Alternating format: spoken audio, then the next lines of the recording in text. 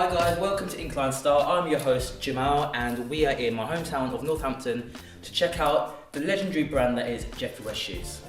Guys, pleasure to meet you. And you as well, Jamal. Brilliant.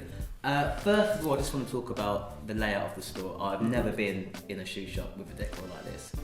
Where did the inspiration come from? It came from the room really. When we bought the building, about 7 years ago, I'd say. And it actually had a mezzanine floor in here because it had been split into offices. But originally this was built as a snooker room.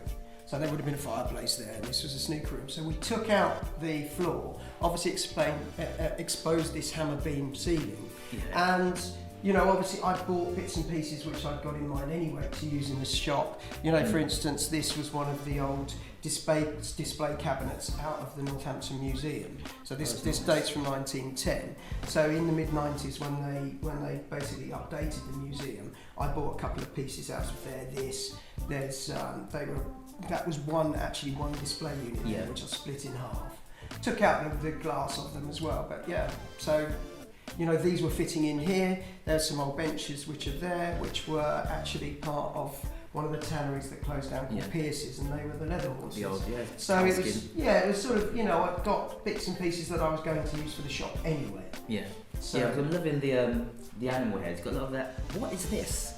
That's called we call that a solar gun. That was actually made by a good friend of mine called Mark Brazier Jones, who's a famous furniture designer and sculptor, and he made that for me. So it's meant to be steampunk influenced. Yeah. So as you can see, it's got the lenses and there's a mirror there. So the idea of it would be that it would catch the sun and then it would magnify the sun through the various lenses until it came out. It reminds me a bit of, have you ever seen that film Time Machine? I have, yes. It has got that feel to it. It's got a steampunk kind of feel to it. So I mean, the theme of the shop, does it reflect the shoes?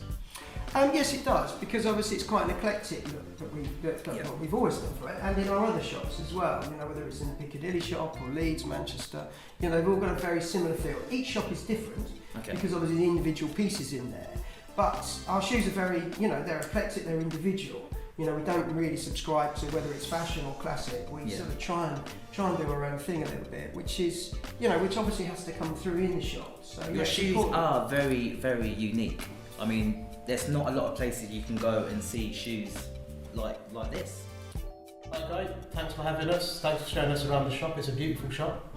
What I want to find out a little bit more is a little bit about yourself, about the guys behind the shoe. I believe there's another person involved, not just yourself. Yeah. So tell us a little bit about that.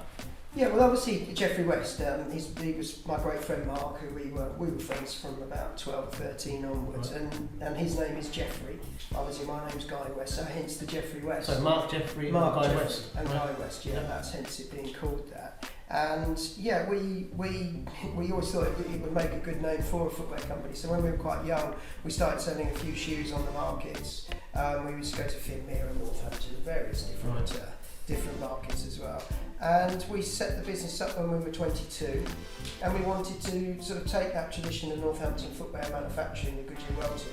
It took us a while till we got there, because at first obviously it was difficult for factories to take us seriously, but we oversaw every part of the footwear manufacturing process ourselves. We had it cut and closed in a little room that we had at Sidewell. We'd then take it to a closing room in Northampton, cut in Sidewell. We'd then take it to the closing room in Northampton. We'd then pick the others up and then take them to Hind Ferries and get them made. So the both of you were involved in the complete structure of the shoe? Yeah.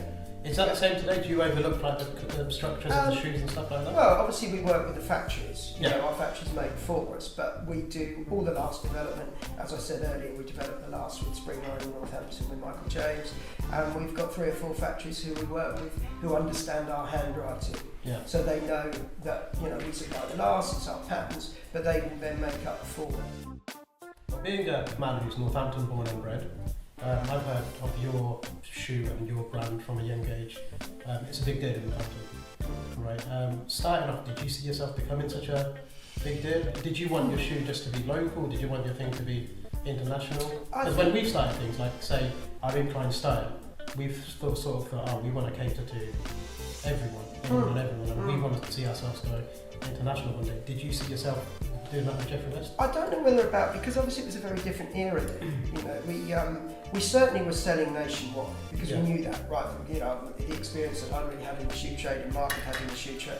When we produced our first collection, our first samples, you know, I went and visited the customers who I knew around the country.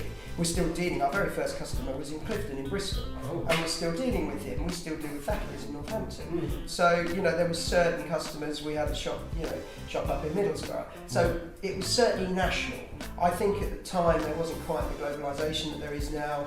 So we didn't really go beyond that. But I think that when you start a business, especially how we started a business, where you are self-financing, it's just about you. You really are going from month to month. You know, because we didn't have a backer. We did it pound for pound. We just had a small overdraft at the bank.